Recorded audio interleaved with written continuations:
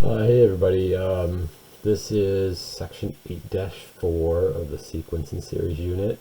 This is Mr. Bells. How are we doing? This is one of the last two homework assignments or homework sections in chapter 8. So here we go. So this one's kind of cool in the fact, or at least I think it's kind of cool, the fact that now we're going to talk about infinite geometric series. And that's important, that all three of these words have to be in there. So I want to kind of remind you again exactly what this stuff means. So infinite means it goes on forever, which means we're adding up things that never stop, which is kind of freaky.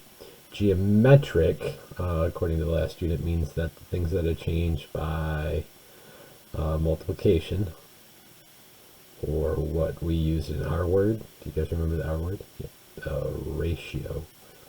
That's a common ratio every time. In series, again, the word series in mathematics means that we're going to sum them up. So those are the three things that we have to have. So infinite goes on forever.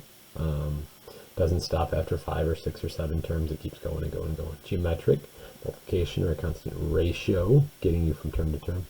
And series, which means we want to add them all together. Okay, so the first one says complete the sentence. The sum s of n of the first n terms of an infinite series is called a. So when it says first n terms, that means it's putting a stop on it. Okay, so putting a stop. So instead of saying it, we want to know the first n terms. Maybe we want to know the first 50 terms or the first 500 terms. Even though it goes on for an infinite amount of things, we're going to go, hey, let's only go that far right now and look at that. So that's called a partial sum, which means we're only looking at part of it. Okay, so what we're going to do right now is we're going to look at one of these things and first determine if we can. So it says consider the infinite geometric series. So why is this set of numbers right here an infinite geometric series in the first place? So I want to make sure we're clear on that. So let's try it. Infinite. See this dot dot dot? Dot dot dot is the little symbolism that says that it keeps repeating or goes on and on and on and on and doesn't have an ending for it. Geometric means that things have to change by multiplication. So if I was to do that, if I do 1/6 divided by half, I'm going to get a third. If I do 1/18 divided by a sixth, I'm going to get a third. If I do 1/54 divided by 1/18, I'm going to get a third. If I do 1 over 162 divided by 1 over 100 or 1 over 54, I'm going to get a third. So my ratio on this is 1/3.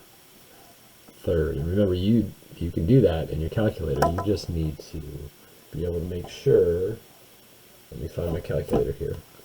Be able to make sure that when you put this stuff into your calculator, that you take one of the terms, right? Let me focus that in a little bit so it doesn't look so blurry.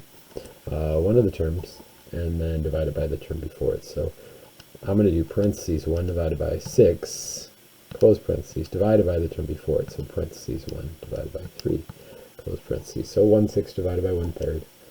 And you can see that I get a half, and I'm like, well, that's not what I said. I said it was a third, and then I just looked again, and I realized that that's not 1/3, that's a half, and I'm like, whew, that's really good, because if everything I just said to you was wrong, that would really suck. So let's divide this by 1/2, and you can see that I do get a third. And remember, if you don't think that's a third, you can hit the math button on your calculator, right? The math button right here, math. And then the very first thing says change it into a fraction. And you can see that 0.333 repeating is equal to 1/3. Not that this really matters big time, but the threes keep on going forever and ever and ever and ever and ever, but your calculator's not going to just keep showing you a scrolling screen that does that. So it decides to stop after a certain amount of time. Okay? So there we go.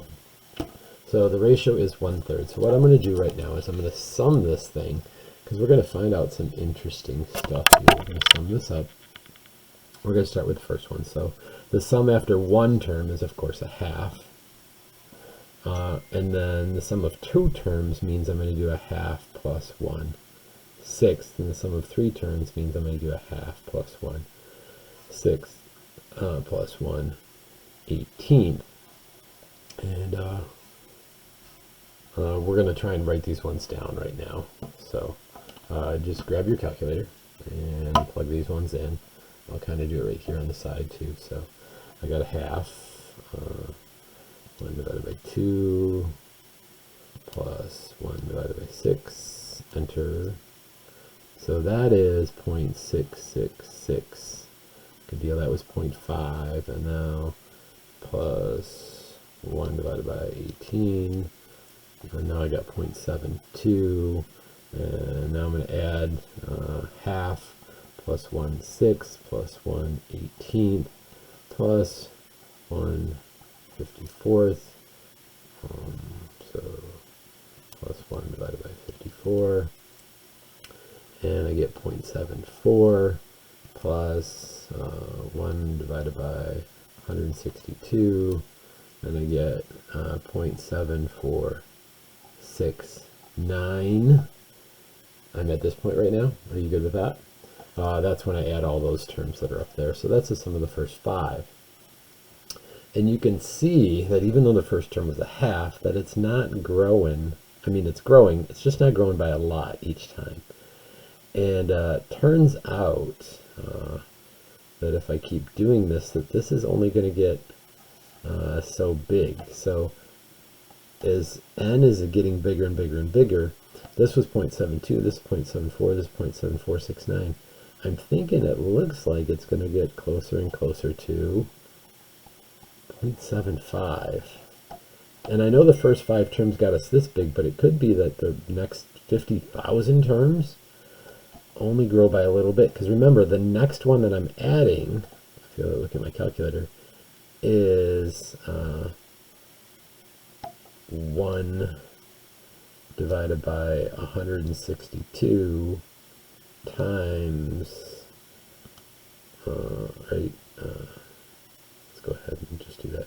So 1 divided by 162, get that answer. And I'm going to times that by parentheses 1/3 to get my next term. My next one's only going up by 0.002, right? That's pretty small. And the next one's going to be a third of that. So basically I got like this chunk, and then I'm going to add this chunk, and then I'm going to add this chunk, which is even skinnier, and then I add a even skinnier yet. So the pieces that I'm adding on are smaller and smaller and smaller and smaller. So as n increases the sum of this thing, I think it's going to get closer and closer to 0.75. And be like, wow, wouldn't it be cool? I'm hoping. What do you guys think? Wouldn't it be cool if we could find a, maybe you don't think it's cool, but I think it's cool, find a formula? Is there something that helps us with this? When we have an infinite geometric series, is there something that could help us find out what this number is right here, besides just keep adding terms and going, oh, okay, what does it get closer to? Well, the answer is there is. And what's really cool is, even though this is the biggest, craziest concept, the formula, super, super simple. So the sum, sum of this series, and that, remember, n being infinite, sum of an infinite series is equal to first term over 1 minus the rate. That's all it is.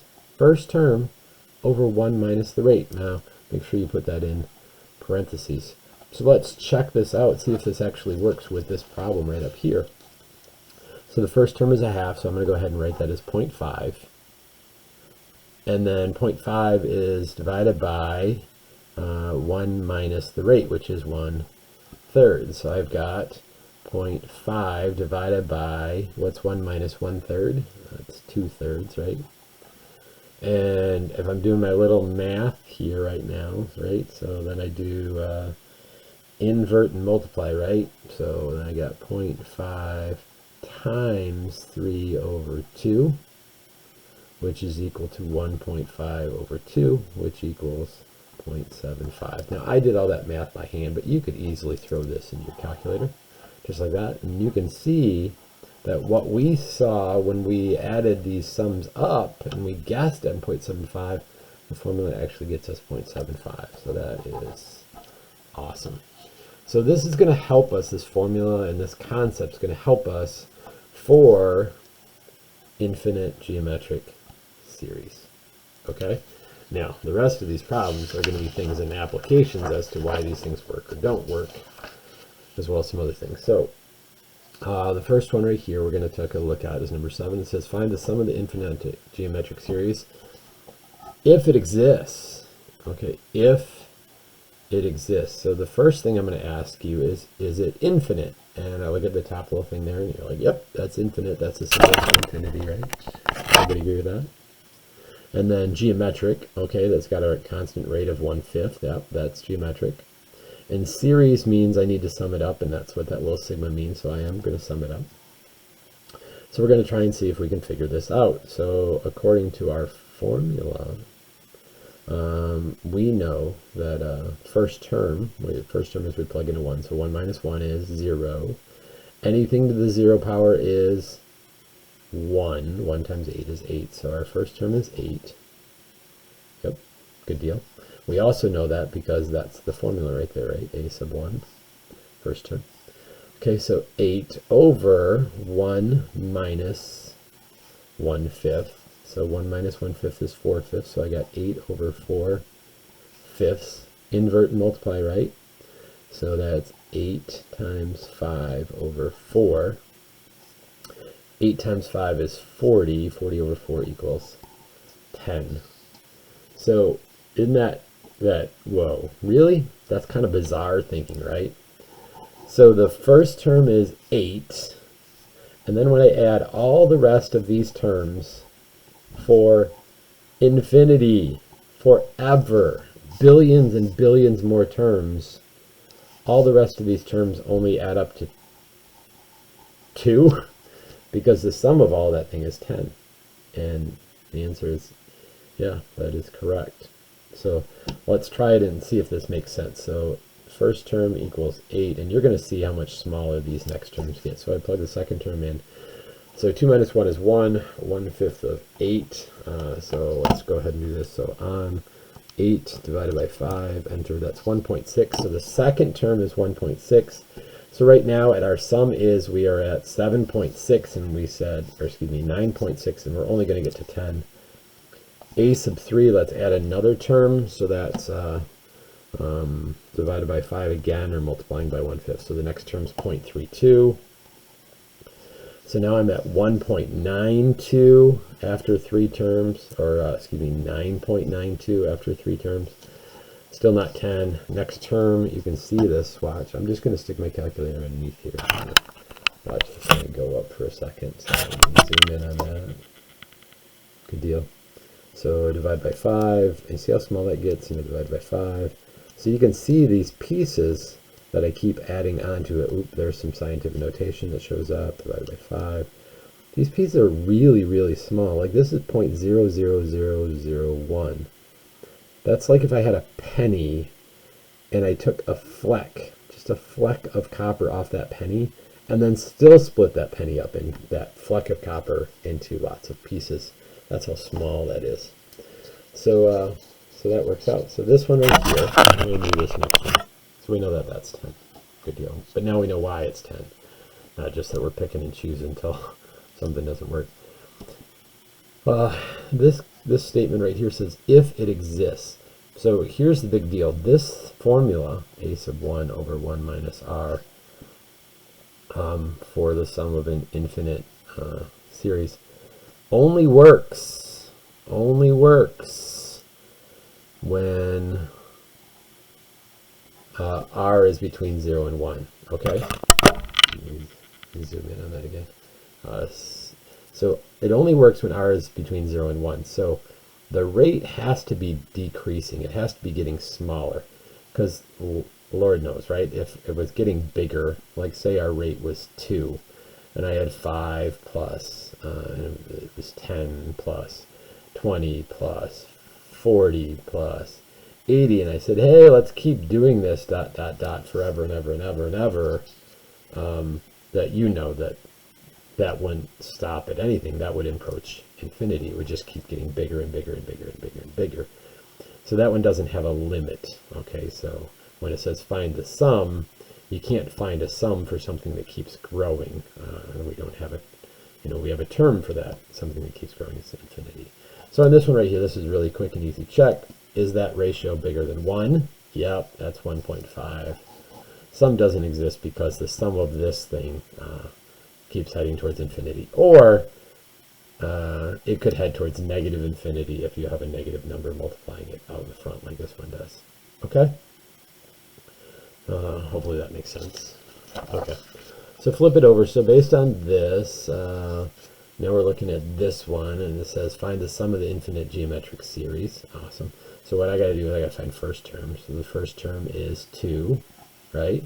And then I have to do 1 minus the rate, because you can see 2, then 1.5, then 1 point something. It's getting smaller, so we know the rate is less than 1. And I will tell you that we can easily get that simply by taking one term and dividing it by the term before it. So if I do 6/4 divided by 2, right, under 2 over 1, I reduce that, so I make that 1/2, right, invert and multiply, right, that's all I'm doing, flipping the fraction, copy dot flop, that's the thing that you are more familiar with, so that's equal to 6/8, which is equal to 3/4, which is equal to 0.75, so 1 minus 0.75, and then I get to divide it by 0.25, which is 8, and there's my answer there.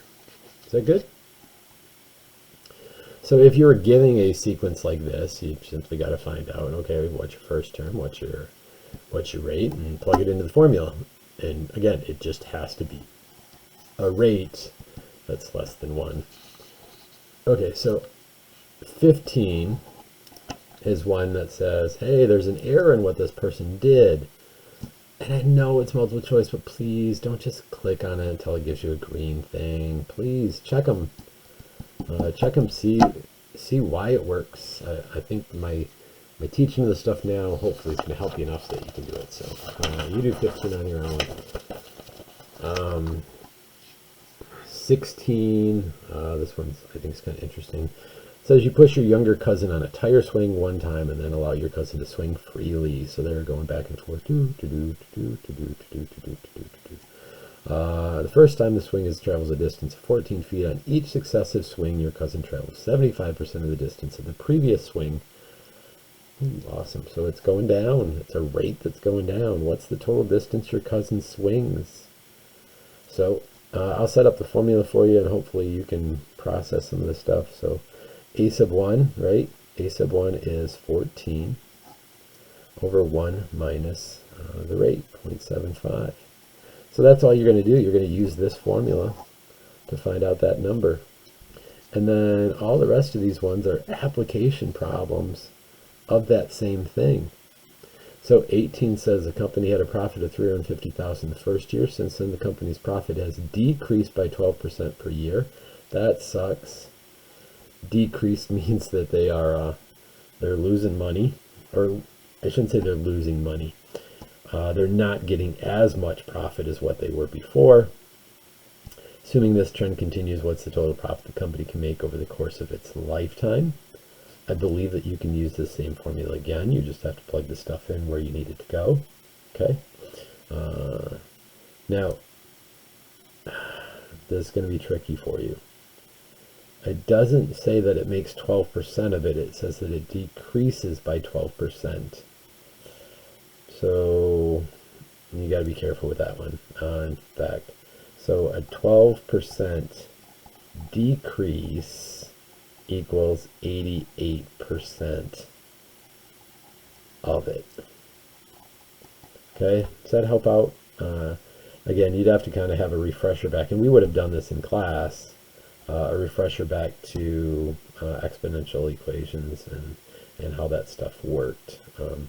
So just like depreciation on the value of a truck or something like that, if 12% loss is really 88% of, where we do 1 minus whatever that rate decrease is. Okay, So exercise 27 is about a radio station. They have a certain amount of money they give away at the beginning, and then they decrease the amount of money. The next day they receive 90% of the winnings from the previous day. What's the total amount of prize money afterwards? So I believe that you can do that one also. And then this last one, this was an interesting one. It says, can a person running at 20 feet per second ever catch up with a tortoise that runs 10 feet per second when the tortoise has a 20-foot head start? And the Greek mathematician Zeno said no, and then he reasoned out some stuff. So then it's going to ask you to do those same sort of reasoning things in terms of it is like yes or no. Does it? Is that true? Can they never catch up, or can they catch up? And I'm going to let you handle that one on your own too. And the last thing I want to leave you with is this, and it's pretty interesting stuff. My statement is this, and hopefully this will follow for you. My statement is, can I walk forever? Can I walk forever? Can I keep walking in the same direction, forward in the same direction? Can I walk forever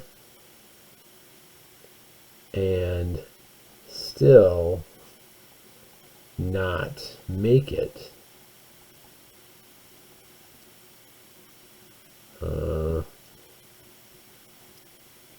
to some fixed distance in front of me? Okay, that's my first one. Some fixed distance in front of me. So let's say that I'm right here, and I want to walk to this spot right over here. And I start walking, and I walk forever and ever and ever and ever and ever and ever and ever and ever and ever and ever and ever without ever stopping. Is there a possibility that I can never make it to this point?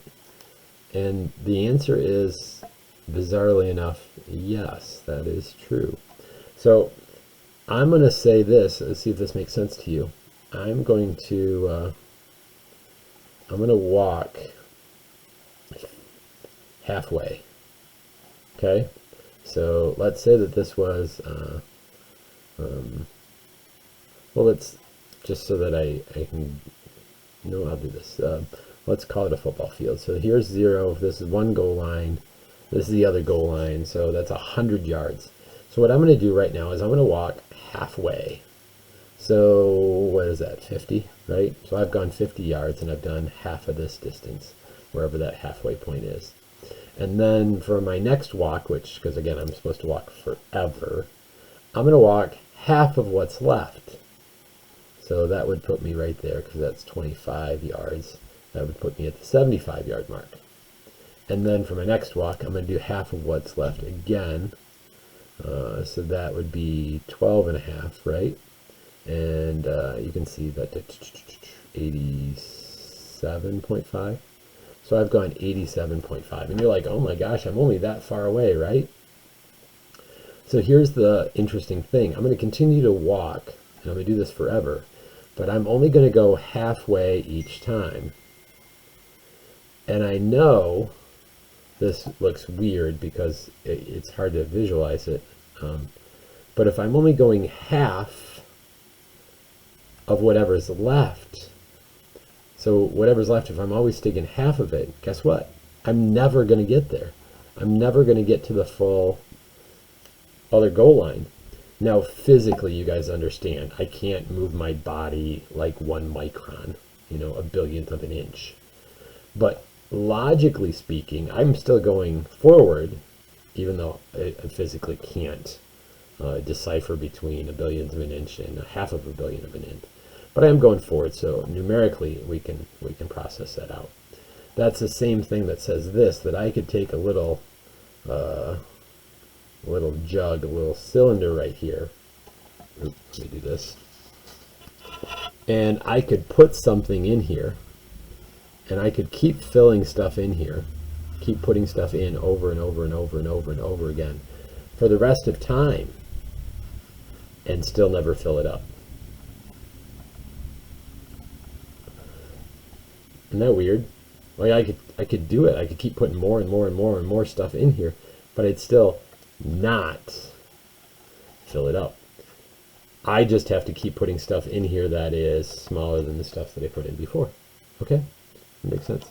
So I'm hoping this was an interesting unit for you guys.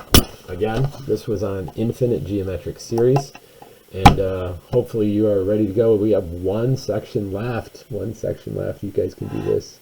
Stay with it.